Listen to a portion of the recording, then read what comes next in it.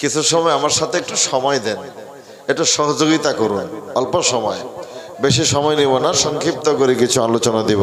সবাই একটু সহযোগিতা করেন আল্লাহ ওয়াস্তে। আল্লাহুম্মা সাল্লি আলা সাইয়্যিদিনা মাওলানা মুহাম্মদ ওয়া আলা আলি সাইয়্যিদিনা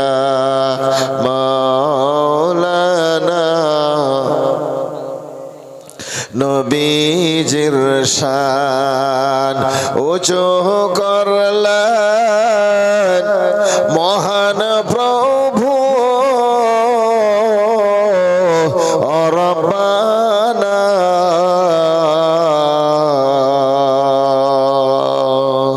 ওয়া রাফা'না লাকা যিকরাক, কুরআন পাকের ঘোষণা।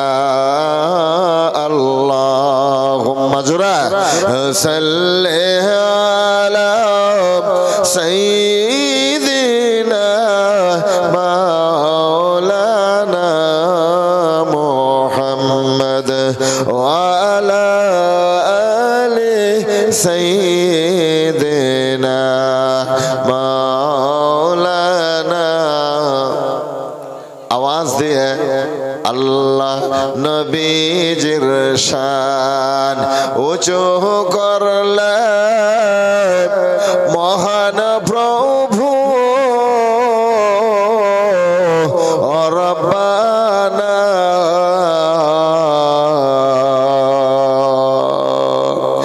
इन्ना आतैनाकल कौसर, कुरआन पाकेर घोषणा।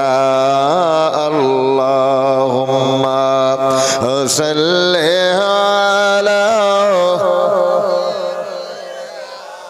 मौलाना मुहम्मद वा अला आलि सय्यिदिना मौलाना।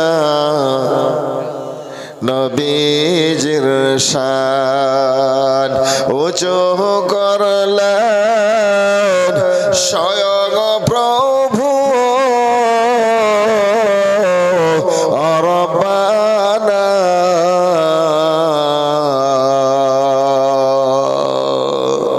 ইয়া আইয়ুহাল মুজাম্মিল, কুরআন পাকের ঘোষণা। আল্লাহুম্মা সাল্লি আলা সাইয়্যিদিনা মাওলানা মুহাম্মদ ওয়া আলা আলি সাইয়্যিদিনা মাওলানা। লা ইলাহা ইল্লাল্লাহ, লা ইলাহা ইল্লাল্লাহ, জোরে লা ইলাহা ইল্লাল্লাহ, লা ইলাহা মাশাআল্লাহ, লা ইলাহা मोहब्बत ला इलाहा, जोरे बोली ला इलाहा, सबाई बोली ला इलाहा इल्लल्लाह, ला इलाहा इल्लल्लाह, ला इलाहा। आशिक होइया डाको तारे, माशुक पाइबा सामने। आशिक होइया डाको तारे, माशुक पाइबा सामने। आशिक माशुक एक होइले আশেক মাশুক এক হইলে ভয় থাকবে না মরণে লা ইলাহা ইল্লাল্লাহ লা ইলাহা ইল্লাল্লাহ লা ইলাহা ইল্লাল্লাহ লা ইলাহা মাওলা পাকের কি খেলা কেউ বোঝে কেউ বোঝে না মাওলা পাকের কি খেলা কেউ দেখে কেউ দেখে না অগ্নি কুণ্ড বসে পড়েন অগ্নি কুণ্ড বসে পড়ে ইব্রাহিম খলিলুল্লাহ লা ইলাহা ইল্লাল্লাহ জুরে লা ইলাহা ইল্লাল্লাহ লা ইলাহা ইল্লাল্লাহ লা ইলাহা ইল্লাল্লাহ মুহাম্মাদুর রাসূলুল্লাহ আওয়াজ দিয়ে সবাই বলি সাল্লাল্লাহু আলাইহি ওয়াসাল্লাম খারাপ লাগলো ভাই আমি আমার ওয়াজের বয়স হইতেছে এবার রানিং 30 বছর চলছে 30 বছর থেকে মঞ্চে কথা বলি আমি যখন মঞ্চে কথা বলি তখন আমি স্টুডেন্ট ছাত্র জীবন থেকে বাবার সঙ্গে ঘুরতে ঘুরতে বাবা আমার আব্বা হুজুর বড় মস্ত বড় আলিম দারুল উলুম দেওবন্দ আলিম আল্লাহু আকবার জোরে বলুন আল্লাহু আকবার আর ওই জামানায় যে এখন বাবার বয়স 96 বছর জি তাহলে ওই জামানার আলিম বেটা আল্লাহু আকবার তো আমি স্টুডেন্ট লাইফ থেকে কথা বলি যখন আমি আপনার কি কয় এই হেদায়েতের নুহ পড়ি তখন থেকে বাবার সঙ্গে জলসায় যাই বাবার সঙ্গে কথা বলি আমার ওয়াজের মাস্টার আমার আব্বা হুজুর সুবহানাল্লাহ বলেন আমি যত কথা বলি সব কথাগুলো আমার বাবার শেখানো কথা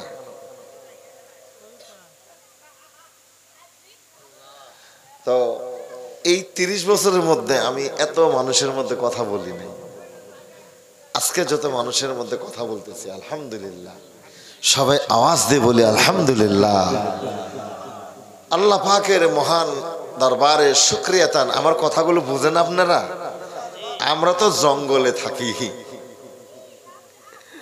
চতুর্দিকে পাহাড় খালি আমাদের বাড়ির পশ্চিম কোণার আর দক্ষিণ কোণার এই দুইটা কোণার পশ্চিম কোণারের বর্ডার বাংলাদেশ বর্ডার আর দক্ষিণ কোণারটা বাংলাদেশ বর্ডার একদম বরাবর দক্ষিণ দিক দিয়ে চলে গেছে বর্ডার আর আমাদের মানে দুই সাইডে পূর্ব দিকে এইদিকে দক্ষিণ দিকে সম্পূর্ণ আপনার মানে পাহাড়ি এলাকা পুরা পাহাড়ি এলাকা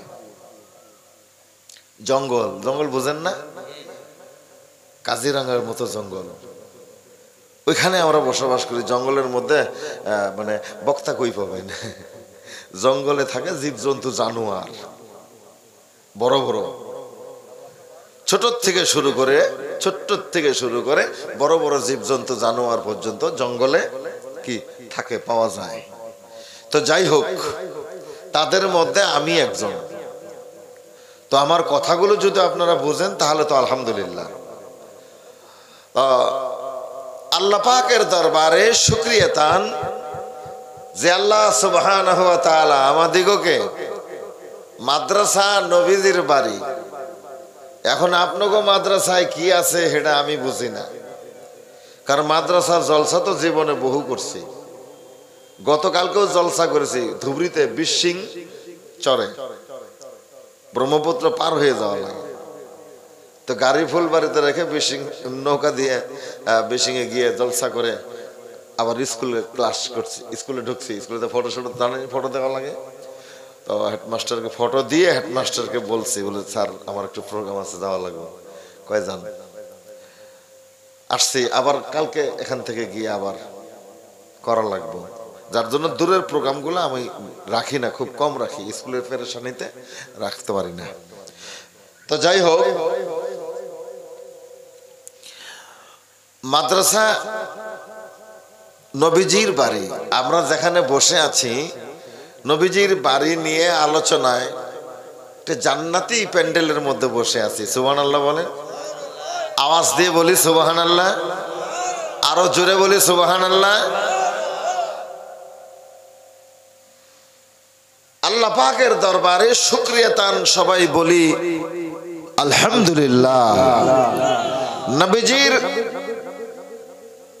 পবিত্র রওজা মুবারকে, নবীজির কদম মুবারকে জীবনের সবটুকুন আবেগ, কলিজার সবটুকুন শ্রদ্ধা নিবেদন করে, শ্রদ্ধা জড়িত কণ্ঠে হৃদয়ের সবটুকুন আবেগ উজাড় করে দিয়ে মদিনাতুল মুনাওয়ারায় নবী পাকের রওজা মুবারকে, নবীজির কদম মুবারকে জীবনের শেষ বারের মতো কিয়ামতে একমাত্র নাজাতের জরিয়া মনে করে স্বতঃস্ফূর্ত ভাবে সবাই দরুদ ও সালাম সবাই বলি সাল্লাল্লাহু আলাইহি ওয়াসাল্লাম।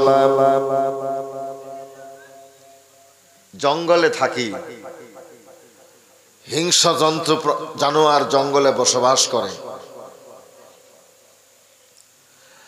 আমি আপনাদের কাছে বলতেছি, আমার বক্তব্যের মধ্যে অবশ্যই ভুল হতে পারে, আল্লাহ ওয়াস্তে আমাকে ক্ষমা করে দিবেন। আমি ইচ্ছা করে কোরআন হাদিস বহির্ভূত কোনো আলোচনা, কোনো কিচ্ছা কাহিনী, তার মানে হাসানুল কাসাস যদি হয় বলবো, হাসানুল কাসাস ছাড়া কোনো কথা বলবো না, কোনো কিচ্ছা কাহিনী বলবো না। তো আমি আপনাদের সামনে উপস্থাপন করার জন্য চেষ্টা করব না। ওয়া মা তাওফীকি ইল্লা বিল্লাহ আলাইহি তাওয়াক্কালতু ওয়া ইলাইহি উনীব। সংক্ষিপ্ত করে কিছু আলোচনা, যে আলোচনাগুলো আমাদের দৈনন্দিন জীবনে অতি প্রয়োজনীয় হতে পারে যদি আমি গুরুত্ব দিয়ে মনে করি, দিলের কর্ণ দিয়ে। এনে একটা কান আছে না, এটা আপনারা কি করেন? কান করেন না? মানুষের কান হলো চারটে, এইখানে দুটে, আবার কালবের মধ্যে দুটে আছে। কয়টা আছে? কালবের মধ্যে দুইটা কান আছে, উপরে হলো দুইটা। এটা দিয়ে শুনলে এটা দিয়ে বেরিয়ে যায়, মনে থাকে না। অন্তরের কর্ণ, আল্লাহ বলেন নবী গো, বিসমিল্লাহির রহমানির রহিম। লা তা'মাল আবসার ওয়ালাকিন তা'মাল কুলুবুল্লাতী ফিস সুদূর। আল্লাহ রাব্বুল আলামিন নবীজিকে ডাক দিয়ে বললেন, নবী গো, দুনিয়ায় যত মানুষ আছে সকল মানুষের কপালের চোখ নষ্ট হয়ে যায়নি, এদের বাইরের চোখ নষ্ট হয়ে যায়নি, বাইরের চোখ এদের ঠিক আছে। ওয়ালাকিন তা'মাল কুলুবুল্লাতী ফিস সুদূর। এদের ভিতরে যে জ্ঞানের চক্ষু আছে, আল্লাহ বলেন ভিতরে জ্ঞানের চোখ মানে কালবের মধ্যে মানুষের, প্রত্যেকটা মানুষের আরো দুটো করে চোখ আছে। আমার আল্লাহ বলেন ওয়ালাকিন তা'মাল কুলুবুল্লাতী ফিস সুদূর। মানুষ মানুষের অন্তঃকরণের মধ্যে যে জ্ঞানের চক্ষু আছে, মানুষের সেই জ্ঞানের চোখ ওদের বিনিষ্ট হয়ে গেছে, ওদের জ্ঞানের চোখ নষ্ট হয়ে গেছে। এই কারণে তারা মানুষ সম্পর্কে, দুনিয়া সম্পর্কে, আল্লাহ সম্পর্কে, রসুল সম্পর্কে, পরকাল সম্পর্কে, ব্যস্ত সম্পর্কে, দুজক সম্পর্ক, হাসর মিজান সিরাত সম্পর্ক নিয়ে বিভিন্ন ধরনের মন্তব্য তারা পেশ করে থাকে। কারণ ওদের বাইরে, ওদের ভিতরের জ্ঞানের চোখ যে আমি আল্লাহ দিয়েছিলাম, এই জ্ঞানের চোখ এদের নষ্ট হয়ে গেছে। এই কারণে তারা এমন মন্তব্য পেশ করে। কথা বুঝতেছেন আপনারা? আর ভাইয়ারা, ছোট্ট করে দুটো কথা বলে যাব, বেশি বলবো না, ছোট্ট করে দুটো কথা বলে যাব। কথা দুইটা আপনাদের পকেটে আমি বোঝাই করে দিব বাড়িতে নিয়ে যাওয়ার জন্য। আর ভাইয়ারা, রাসূলুল্লাহর মাদ্রাসার সঙ্গে মহব্বত পয়দা করবেন, তাহলে এটাই আপনার আমার নাজাতের জরিয়া হয়ে যেতে পারে। সুবহানাল্লাহ বলেন। আল্লাহ রসুলের বাড়ির সঙ্গে, নবীজির ঘরের সঙ্গে, নবীজির মাদ্রাসার সঙ্গে মহব্বত পয়দা করিলে আপনার আমার জীবনের মধ্যে অন্য কোনো আমল যদি আমার আল্লাহর দরবারে গৃহীত না হয়, এই যে রাসূলুল্লাহর সাথে আল্লাহর রসুলের ঘরের সঙ্গে যে আপনার প্রেম ভালোবাসা ছিল, এটাই নাজাতের জরিয়া বানিয়ে আমার আল্লাহ আপনার আমার জীবনের সকল গুনাহগুলো মাফ করে কিয়ামতের ময়দানে আল্লাহ জান্নাতে দিতে পারে। এক মাদ্রাসা আছে ভাই গো, বাইতুল মদিনায় যার মূল। খুব মনোযোগ দিয়ে শুনেন।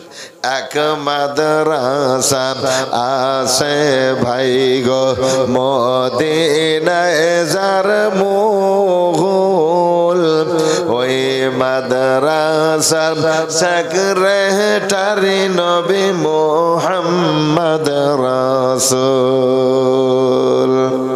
ওই মাদ্রাসা পাশ করিলে, ওই মাদ্রাসা পাশ করিলে জান্নাতের টিকিট পাই। ভালো করে পড় তোমরা নবীর মাদ্রাসায়, ভালো করে পড়িস তোরা নবীর মাদ্রাসায়।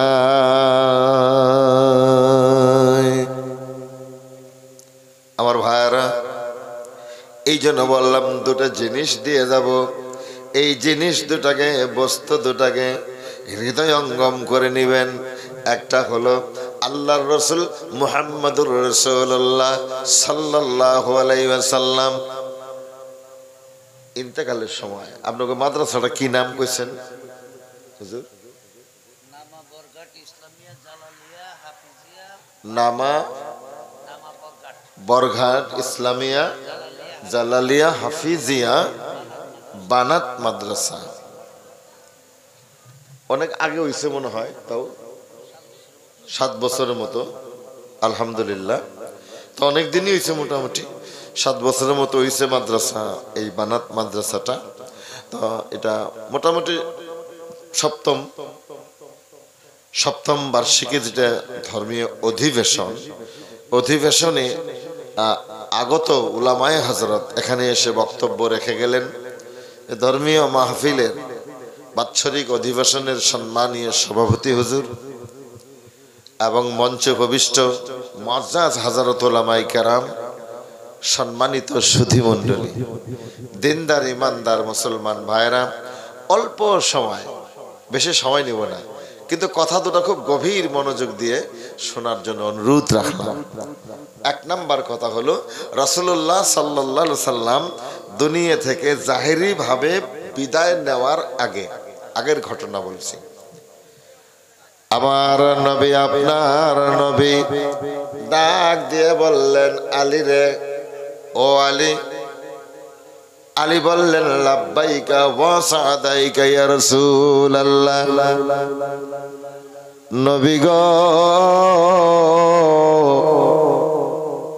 আমি আলী হাজির আছি গো নবী। আমার আপনার রাসূল বললেন, আলী রে, আমি রাসূল পৃথিবী থেকে যেদিন জাহিরি ভাবে পর্দা করব, বিদায় নিব, আলী রে, তুমি আলীর হাত দিয়া আমি রাসূলকে আমার জীবনের শেষ গোসলটা করিয়ে দিও। কথা বোঝা গেছে? কি কি গোসল এটা?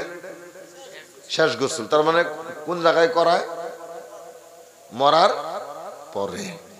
রসুল কিন্তু মরেন নাই, রসুল কি বিদায় নিয়েছেন জাহিরি ভাবে। আমরা মরে যাই, রসুল মরেন না। কেউ যদি রসুল মরে গেছে গা, হের ইমানই নষ্ট হতো, বেয়াদবি করলো আল্লাহ রসুলের সাথে, ঠিক না? আল্লাহ রসুলের সাথে হের বেয়াদবি হয়ে গেল গা, হে গুস্তাখ রসুল। আমার ভাইরা, আমার আপনার রাসূল বললেন, আলী রে, আমি রাসূল যেদিন দুনিয়া থেকে বিদায় হয়ে যাব রে আলী, আমার অনেক সাহাবী আছে, আমি কাউকেই বললাম না, আলী রে তুমি আওলাদে রাসূল, আলী রে তুমি হলে আহলে বায়াতের সদস্য, আলী আমি রাসূল তোমাকে বলে গেলাম, আমি রাসূলের জীবনের দুনিয়াবি জীবনের শেষ গোসলটা তুমি তোমার হাত দিয়ে করিয়ে দিও। জোরে বলা যাবে কি সুবহানাল্লাহ? আলী রে, আর আমি রাসূলের শরীরের অঙ্গ প্রত্যঙ্গের কথাগুলি জীবনে কারো কাছে প্রকাশ করিবে না, গোপন রাখিবে। আলী বললেন, ইয়া রাসূলুল্লাহ, ইয়া হাবিবাল্লাহ, নবী গো, আমি আলীর বিশ্বাস হয়ে গেছে, আমি আলীর ইতমিনান হয়ে গেছে গো নবী, আপনাকে গোসল না করানো পর্যন্ত আমি আলীর মৃত্যুর পরোয়ানা নিয়ে মালিকুল মউত আমার কাছে আসবে না। জোরে বলুন সুবহানাল্লাহ। এটা আমার বিশ্বাস হয়ে গেছে, আপনাকে গোসল না করানো পর্যন্ত আমার কাছে মৃত্যুর পরোয়ানা নিয়ে মালিকুল মউত হাজির হবে না। কেননা আপনি রাসূল নবুয়তে জবান দিয়ে বলেছেন যে আমাকে গোসল তোমার হাত দিয়ে করিয়ে দিও, আপনাকে গোসল না করানো পর্যন্ত আমি বিদায় হব না। সুবহানাল্লাহ বলেন। রাসূলের কথা তাদের কি বিশ্বাস! আল্লাহু আকবার। আমার ভাইয়েরা, এবার রাসূল ডাক দিলেন, উসমান, ও উসমান। লাব্বাইক ইয়া রাসূলুল্লাহ, নবী গো, আমি উসমান হাজির আছি গো নবী। উসমান, আমি রাসূল দুনিয়া থেকে বিদায় জাহিরি পর্দা করার পরে আলী আমার জীবনের শেষ গোসল করিয়ে দিবে। উসমান রে, তুমি তোমার হাত দিয়ে আমি রাসূলকে আমার জীবনের শেষ পোশাকটা পরিয়ে দিও। জোরে বলুন সুবহানাল্লাহ। এই পোশাকটার নাম কি? সবাই কোন? কাফনের কাপড়। কাফন একটা কি আমাদের পোশাক না? যেটা বলেন পোশাক। উসমান, তোমার হাত দিয়ে আমি রাসূলকে আমার জীবনের শেষ পোশাকটা তুমি পরিয়ে দিও। এবার আমি আপনাদেরকে বলে যাচ্ছি, এই মাহফিলের মধ্যে আমরা যারা 2-4 জন বসে আছি, আমি সকলকেই অনুরোধ করতেছি, বাজানো আজকে বাড়িতে যাবেন, আল্লাহ সহি সালামতে বাঁচাইয়া রাখিলে কালকে সকালবেলা ফজরের নামাজের পরে যার যে কয়জন সন্তান আছে, সন্তান মানে ছেলেদের ডাক দিয়ে নিয়ে সম্মুখে বসিয়ে নিয়ে তাকে উপদেশ দিয়ে বলবেন, বাজানো আমি ইন্তেকাল করার পরে, আমি মারা যাওয়ার পরে আমাকে যেন ভাড়াটিয়া দিয়ে গোসল করানো না হয়। কি দিয়া? ভাড়াটিয়া বুঝেন তো? মানুষ দেখে রে তো গোসল দেয় যে, আর ভাড়াটিয়া না। আপনি বলবেন, কারামত আলী, এর নাম কইলাম, আব্দুল সত্তার, আব্দুল হান্নান, আব্দুল মান্নান, আব্দুল জব্বার, আব্দুল মজিদ, আমার ইন্তেকালের পরে আমাকে যে গোসলটা দিবা, এটা ভাড়াটিয়া মানুষ দিয়ে যেন গোসল করানো না হয়। তাহলে বাজান কি করব? কয়, বাবা গো, আমি তোমার বাবা, আমি আমার এই হাত দুটা দিয়ে ছোট্ট থেকে তোমাকে বহুদিন আমি গোসল দিয়েছিলাম।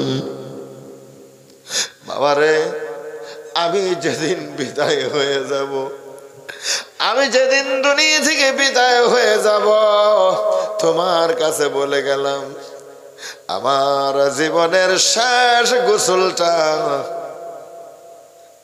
তুমি তোমার হাত দিয়ে আমাকে করিয়ে দিও। জোরে বলা যাবে কি সুবহানাল্লাহ? সন্তানরে তোমার হাত দিয়ে আমাকে গোসলখানা করিয়ে দিও। এবার সন্তান বাবাকে, বাবার লাশটাকে মশারির নিচে, কি নিচে? আপনার যদি মশারি লাগায় না, মশারির নিচে বাবার লাশ, মশারির ভিতরে সন্তান ঢুকে গেছে, মশারির ভিতরে ঢুকে গেছে। সন্তান বাবাকে গোসল দেওয়ার জন্য বড়ই পাতা দিয়ে গরম জলে বাবাকে গোসল দিচ্ছে। সন্তানের চোখের পানি আর নাকের পানি এক হয়ে গেছে। বাজানো,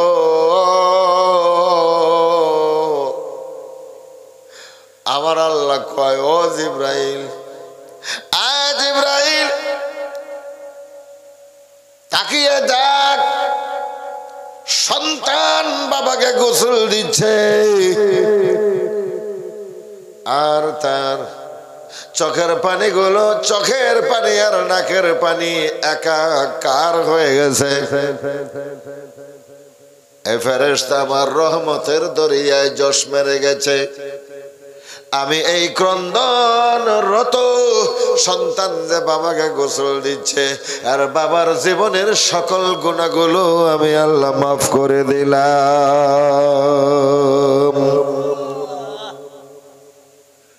আমার ভাইয়ারা, 1 নাম্বার, সন্তানে গোসল দিবে, এটা ছেলেকে বলবেন, পারবেন না? পারবেন না? 2 নাম্বার বলবেন, আমাকে গোসল দিয়ে আমার জীবনের শেষ পোশাকটা তুমি নিজের হাত দিয়ে পরিয়ে দিও। কথা মনে হয় যখন তুমি ছোট্ট ছিলে, তোমার বাবা তোমারে বহুদিন কাপড় পরিয়ে দিয়েছে।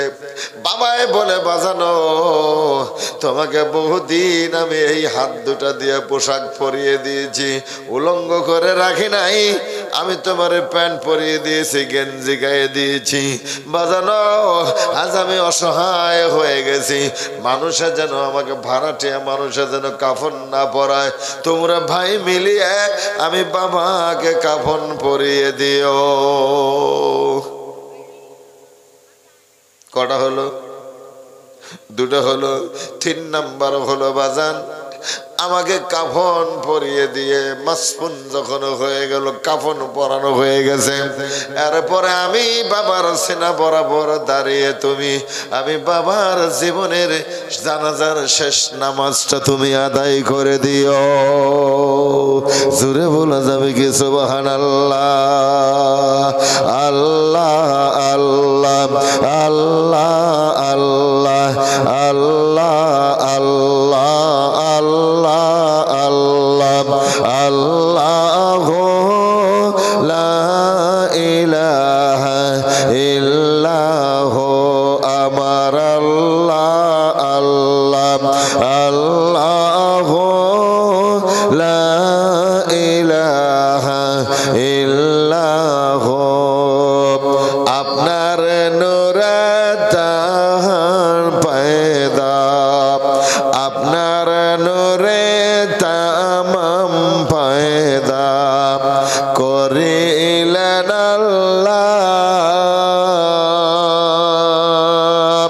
ওরে কে আছে আর আপনার মত এই দুনিয়ার মাঝার নবীজি আল্লাহ আল্লাহ আল্লাহ লা ইলাহা ইল্লাল্লাহ আমার আল্লাহ আল্লাহ আল্লাহ লা ইলাহা ইল্লাল্লাহ মুহাম্মাদুর রাসূলুল্লাহ সাল্লাল্লাহু আলাইহি ওয়াসাল্লাম। আমার জানাজার নামাজটা তুমি পড়িয়ে দিও, ভাড়াটিয়ে দিয়ে আমার নামাজ যেন পড়ানো না হয়। তুমি সন্তান আমার জানাজার নামাজটা পড়িয়ে দিও। জোরে বলা যাবে কি আমিন? আমার ভাইরা, আল্লাহর নবী আবুল কাসিম মুহাম্মদুর রাসূলুল্লাহ সাল্লাল্লাহু আলাইহি ওয়াসাল্লাম বলে আল্লাহর নবী বলেন, ও খাদিজা, তুমি যখন নামাজে দাঁড়াবে, খাদিজা রে, নামাজে দাঁড়ানোর আগে মৃত্যুর মুরাকাবায় দাঁড়িয়ে যাইও। মাশারিকুল আনোয়ারের মধ্যে এই ছোট্ট ঘটনাটা লিখছে। আমি সম্পূর্ণ ঘটনা বলবো না, একটা কথা বলার জন্য প্রয়োজন হয়ে গেল, তাই আমি উদাহরণ স্বরূপ বলছি। মাশারিকুল আনোয়ারের মধ্যে ঘটনাটা লেখা হয়েছে। আল্লাহ রাসূল বললেন, খাদিজা, তুমি যখন নামাজে দাঁড়াবে, নামাজে দাঁড়ানোর আগে মৃত্যুর মুরাকাবায় দাঁড়িয়ে যাইও। আমার ভাইরা, আম্মাজান জিজ্ঞেস করলেন, ইয়া রাসূলুল্লাহ, মৃত্যুর মুরাকাবা কারে কয়, কেমনে করে আমি জানি না। আমার রাসূল বললেন, খাদিজা গো, তুমি যখন নামাজে দাঁড়িয়ে যাবে, নামাজে দাঁড়ানোর আগে মৃত্যুর মুরাকাবায় দাঁড়াবে। তুমি নামাজে দাঁড়িয়েছ, তুমি মনে মনে সিদ্ধান্ত নিবে, তুমি জানবে, তুমি বলবে, তুমি বুঝে নিবা, আমি পুল সিরাতের উপরে দাঁড়ায় আছি। কোথায়? জোরে বলেন, কোথায়? আখিরাত পার হবি তুই পুল সিরাতের পুল, আখিরাত পার হবি তুই পুল সিরাতের পুল। লা ইলাহা ইল্লাল্লাহ লা ইলাহা ইল্লাল্লাহ মুহাম্মাদুর রাসূল। আখিরাতে পার হবি তুই পুল সিরাতের পুল, আখিরাতে পার হবি তুই পুল সিরাতের পুল। মাথার উপর সূর্য আসবে,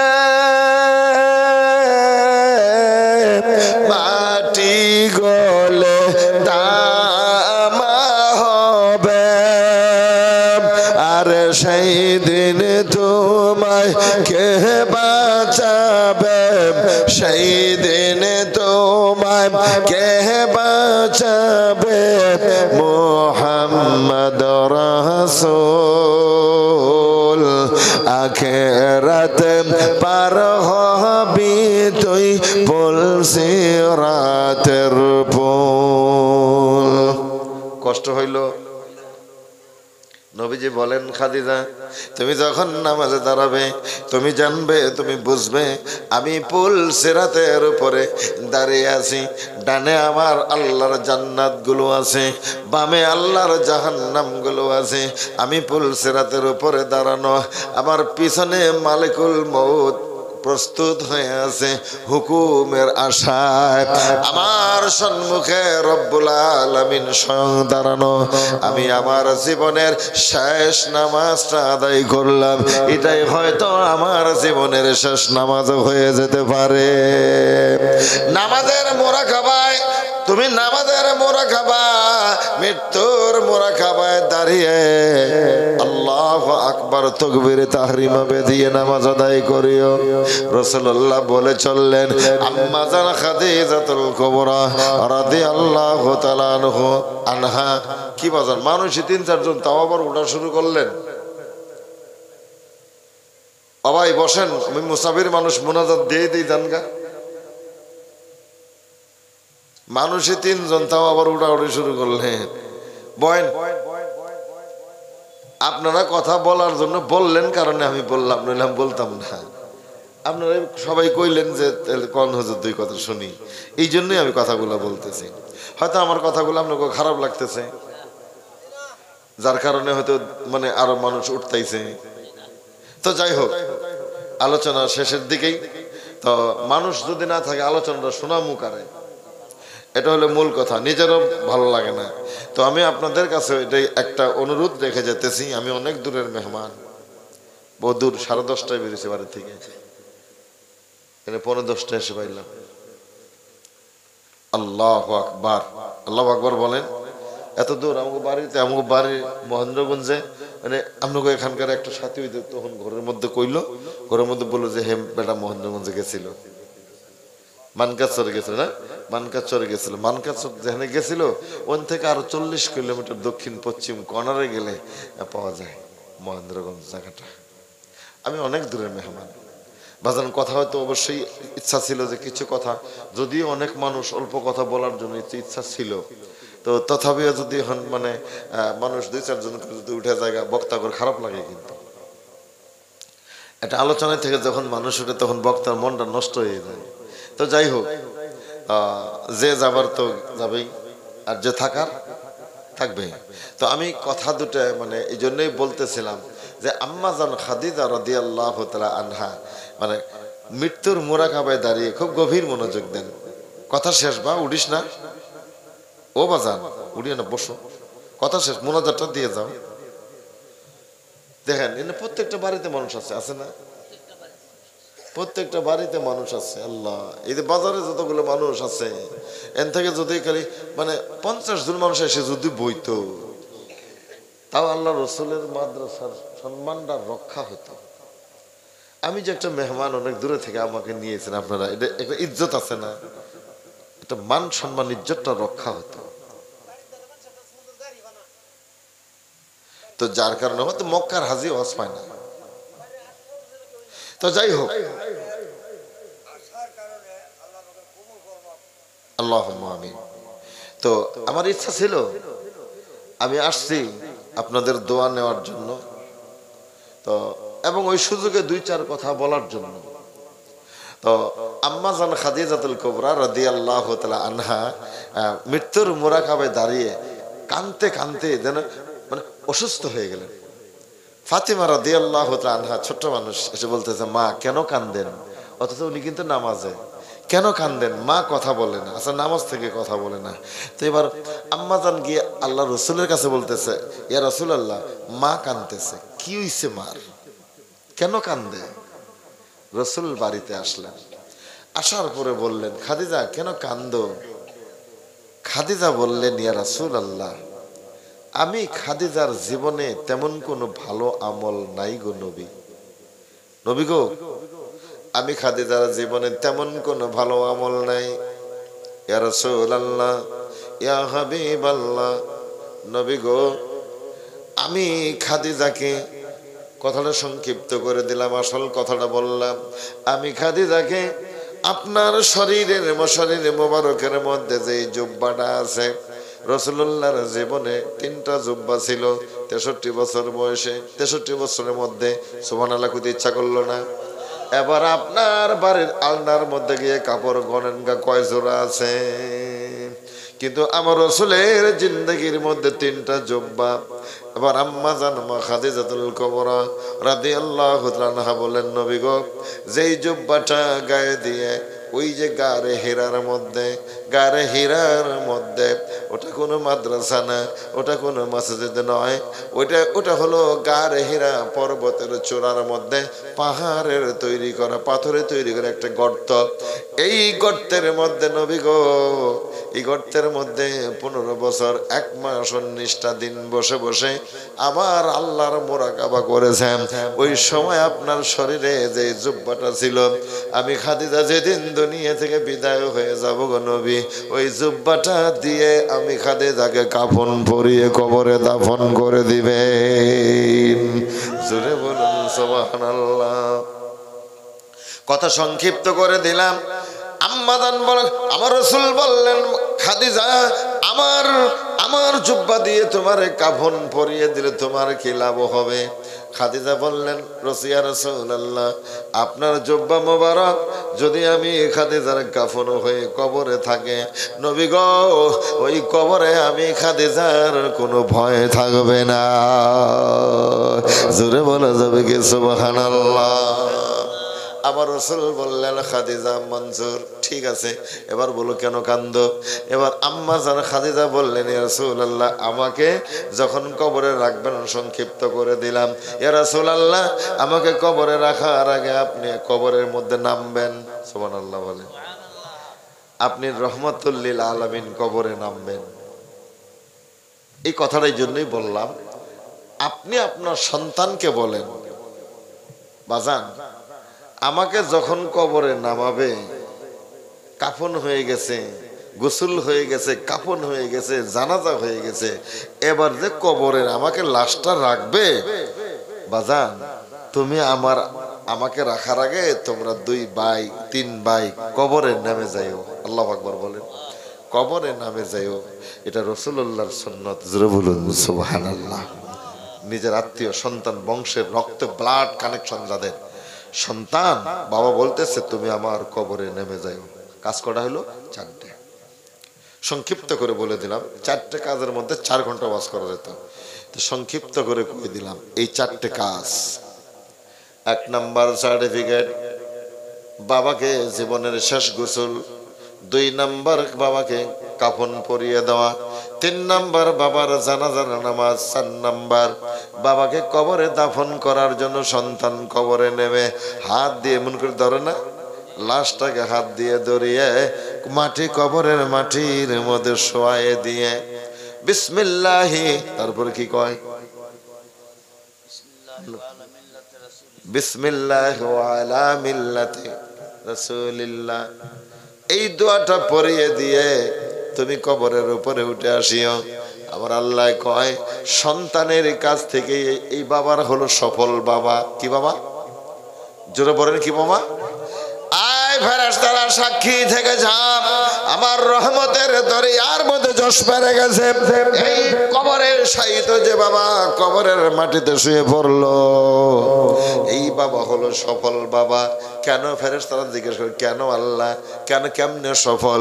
কয়, দেখ, 4টে সার্টিফিকেট তার সন্তানের কাছ থেকে নিয়ে কবরের মাটিতে শুয়ে গেছে। এই যে বাবা 4টে সার্টিফিকেট নিয়ে কবরের মাটিতে শুয়ে পড়েছে।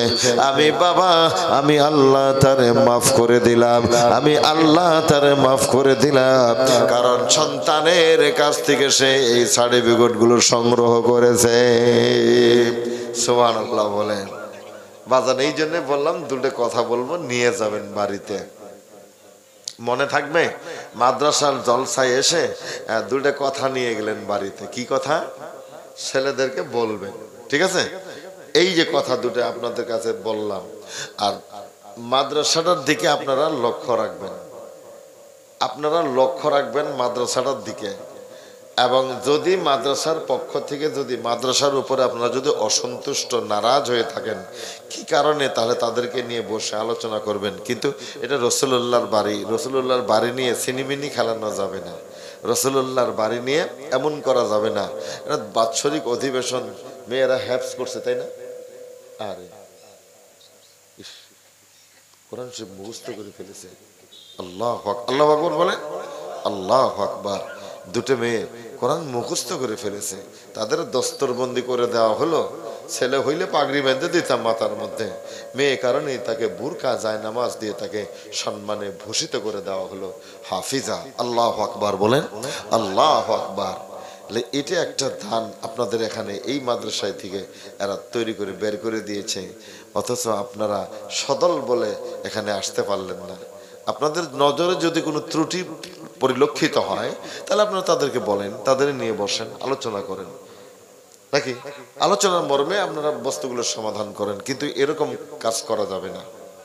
বাইরে থেকে মেহমান দাওয়াত করে নিয়ে আসবেন, আসে আপনারা থাকবেন না, এটা এরকম, এটা বেইজ্জতি করা। তো যাই হোক, আমি আপনাদের কাছে বলতেছি, আমার কথা দুটো শুনেন। আল্লাহ রসুলের মাদ্রাসার সাথে আপনারা সম্পর্ক রাখবেন।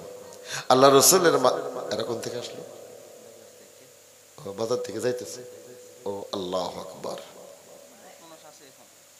তো এমন আপনারা করবেন না, আপনারা রাসূলুল্লাহর মাদ্রাসার সাথে বাড়ির সাথে আপনারা সম্পর্কটা ঠিক রাখবেন।